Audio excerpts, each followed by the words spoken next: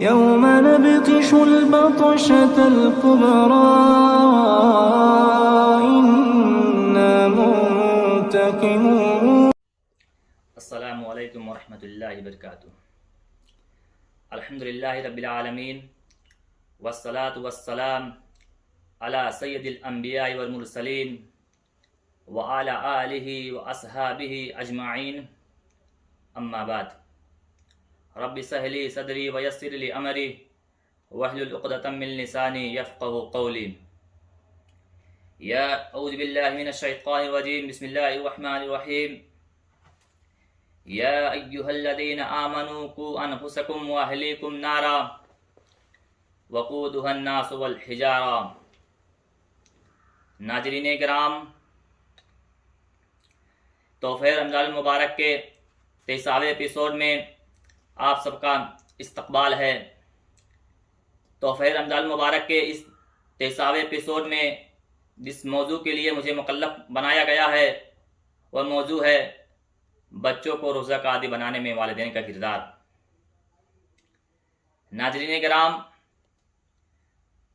بچے یا چھوٹے بچے غیر مکلف ہیں، ان پر رمضان کے روزے تو فرض نہیں ہیں، لیکن ان کے والدین کو چاہیے کہ جب بچے 7 سال کے یا 8 سال کے ہو جائیں تو انہیں کبھی کبھار روزہ رکھوایا جائے، اور جب وہ روزہ رکھیں تو ان کے حوصلہ افزائی کے لیے انہیں انعام سے نوازا جائے. اس کا فائدہ یہ ہوگا کہ جب بچے چھوٹے ہی سے روزے کے عادی ہو جائیں گے اور جب وہ بلوغت کو پہنچ جائیں گے تو انہیں روزہ رکھنے میں دشواری نہیں ہوگی.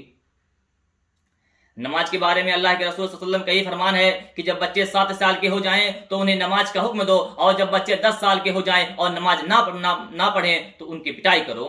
یہاں مقصد صرف اور صرف تربیت کا ہے کہ جب بچے نماز جیسی اہم عبادت جب اس کے دل میں بیٹھ جائے گی اور اسے دھیرے دھیرے اس کے عادی ہو جائیں گے، اور جب وہ بلوغت کو پہنچ جائیں گے تو نماز جیسی اہم عبادت سے غافل نہیں ہوں گے.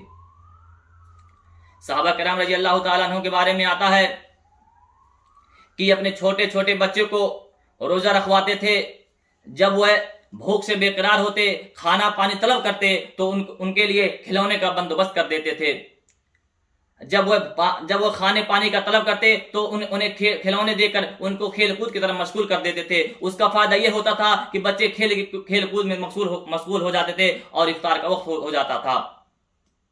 ایک صحابیہ فرماتی ہیں کہ اللہ کے رسول صلی اللہ علیہ وسلم عاشور محرم کے دن انصار کے بستی میں ایک قاصد کو بھیج کر اعلان کرایا، جس شخص نے صبح کی حالت روزہ رکھ کر صبح کیا ہے اسے چاہیے کہ وہ اپنے دن کا جو باقی حصہ بچا ہے اسے اپنا روزہ مکمل کرے، اور جن لوگوں نے کچھ کھا پی لیا ہے اب اس اعلان کے بعد نہ کھائے پیے. صحابیہ فرماتی ہیں کہ میں نے اس اعلان کے بعد روزہ رکھا، اپنے چھوٹے چھوٹے بچوں کو بھی روزہ رکھوایا. ہم ان کو مسجد میں لے جاتے اور جب وہ بھوک سے بے قرار ہو جاتے، جب وہ کھانا پانی طلب کرتے تو ہم ان کے لیے کھلونے کا روئی کا کھلونا دے دیتے اور اس میں کھیل کود میں مشغول ہو جاتے تھے اور افطار کا وقت ہو جاتا تھا. حضرت عمر رضی اللہ تعالیٰ عنہ کے دوران خلافت میں ایک بوڑھا لایا گیا جو شراب پینے کی وجہ سے نشے میں تھا. جب حضرت عمر رضی اللہ تعالیٰ عنہ کے دربار میں پیش کیا گیا تو آپ نے پوچھا کہ تم شراب پیتے ہو، تم اس بابرکت مہینے میں، جس مہینے میں ہمارے چھوٹے چھوٹے بچے ابھی روزہ رکھتے ہیں، اس بابرکت مہینے میں تم پا کر اس میں تم شراب پیتے ہو. حضرت عمر رضی اللہ تعالیٰ عنہ نے اسے 80 کوڑے مارنے کا حکم دیا. امام بخاری رحمۃ اللہ علیہ نے اس حدیث میں اضافہ کرتے ہوئے فرمایا کہ حضرت عمر رضی اللہ تعالیٰ عنہ اس شخص کو، اس بوڑھے کو مدینہ طیبہ سے ملک شام کی طرف جلا وطن کر دیا. یہ تھے ہمارے اسلاف، یہ تھے ہمارے صحابہ کرام جنہیں اپنے بچوں کی دینی تربیت کے بارے میں کس قدر فکر ہوتی تھی. آج کتنے والدین ایسی ہیں جنہیں اپنے بچوں کو دینی تربیت کے بارے میں کچھ بھی نہیں فکر ہوتی ہے. ان کے بچے نوجوان ہیں، روزہ نہیں رکھتے ہیں، ان کے والدین کو اس چیز کے بارے میں معلوم ہے مگر اس پر کوئی سختی نہیں کرتے. یاد رکھو کہ اگر آپ اپنے بچے کو جب بچپن ہی سے روزوں کے عادی نہیں بناؤ گے اور جب وہ بلوغت کو پہنچ جائیں گے تو وہ روزہ کبھی نہیں رکھیں گے. اور ان کے والدین بہانہ تراشی کرتے ہیں کہ ابھی تو بچہ چھوٹا ہے، کچھ بڑا ہو جائے گا تو ضرور روزہ رکھے گا، لیکن وہ ان کی غفلت، ان کی لاپرواہی اس بچے کو دین سے بہت دور کر دیتی ہے. اگر والدین شفقت اور محبت کے بنا پر اپنی اولاد کو روزہ سے منع کرتی ہیں، روزہ نہیں رکھنے دیتی ہیں، تو اس وقت ان کے والدین کی بات نہیں مانی جائے گی. جیسے کہ صحیح روایت میں ہے، لا طاعت لمخلوق فی معصیت الخالق، جس بات میں اللہ کی نافرمانی ہو اس میں کسی مخلوق کے اطاعت جائز نہیں ہے. اللہ تعالیٰ سورہ تحریم کے اندر اہل ایمان کو مخاطب کرتے ہوئے ارشاد فرمایا، یا ایھا الذین آمنوا قوا انفسکم واہلیکم نارا وقودھا الناس والحجارہ، اے ایمان والو، اے اللہ کے بندو، تم اپنے آپ کو اور اپنے اہل و عیال کو اس جہنم سے بچا لو جس کے ایندھن انسان اور پتھر ہیں.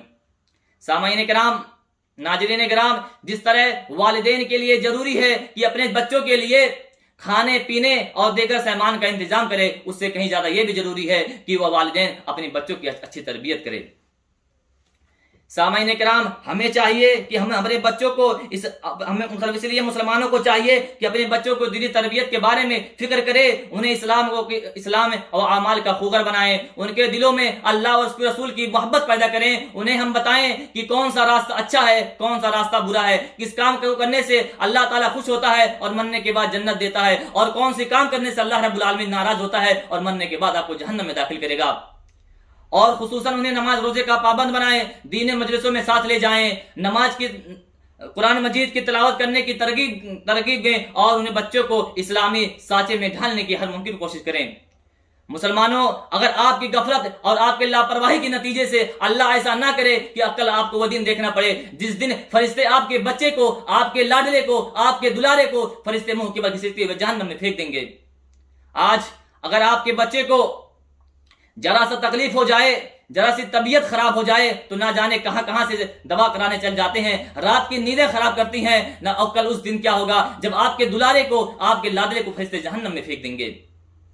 اگر ہم آج ان بچوں پر تھوڑا بہت سختی کر کے ان کو جہنم سے بچا سکتے ہیں تو ضروری ہے اس بات کی کہ ہم اپنے بچوں کو دینی تربیت کریں، دینی باتیں سکھائیں، اور اس رمضان میں انہیں ہم رمضان مبارک کے فضیلت کے بارے میں بتائیں کہ اگر رمضان مبارک کی بہت زیادہ فضیلتیں ہیں، ان میں سے ایک یہ بھی ہیں کہ اگر آپ عام دنوں میں ایک نیکی کرتے ہو اور اگر اس کا ثواب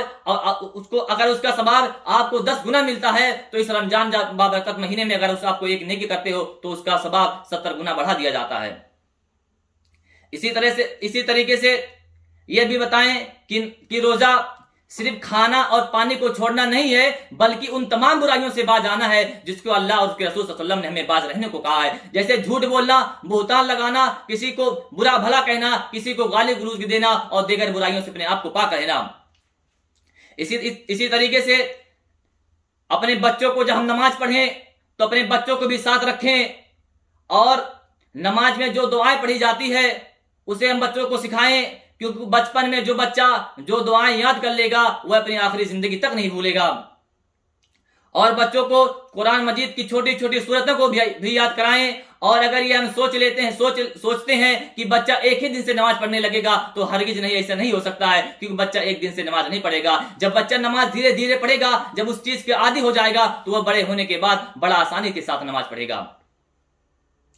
اسی طرح سے قرآن مجید کی تلاوت کرتے وقت بچوں کو بھی ساتھ رکھیں، اور جو پارے کی تلاوت کریں انہیں میں سے بچوں کو بھی پڑھائیں. اس کا فائدہ یہ ہوگا کہ بچے قرآن مجید کو بچپن ہی سے اچھے الفاظ میں اچھے طریقے سے پڑھنے کے عادی ہو جائیں گے. اور اسی طرح سے اپنے بچوں کو یہ بھی تعلیم دیں کہ اپنے سے کمتر لوگوں کی مدد کرنی چاہیے، اور ہم یہ جذبہ، یہ جنون اپنے بچوں کے اندر پیدا کریں. اور جب ہم دوسروں کی مدد کریں تو اپنے بچوں کو بھی ساتھ رکھیں، اور ان کو یہ تعلیم دیں کہ کسی کی مدد کرتے وقت غرور نہیں کرنا چاہیے، گھمنڈ نہیں کرنا چاہیے، اس سے اللہ رب العالمین ناراض ہوتا ہے. اسی طریقے سے یہ بھی بتائیں کہ بچے کی تربیت کرتے، اور آج کل کے کتنے والدین ایسی ہیں جو اپنے اولاد کی اچھی تربیت نہیں کرتی ہیں. اگر بچہ نافرمان نکل جائے، بدتمیزی کرنا شروع کر دے تو کہتے ہیں کہ فلاں دوست نے اسے بگاڑ دیا، ماحول نے اسے بگاڑ دیا. ارے آپ کا بچہ تو ماحول میں بعد میں جڑا ہے، پہلے آپ کے ساتھ ہی تو تھا. جب بچہ پیدا ہوتا ہے تو اس کے دوست اس کے بلانے نہیں آ جاتے ہیں.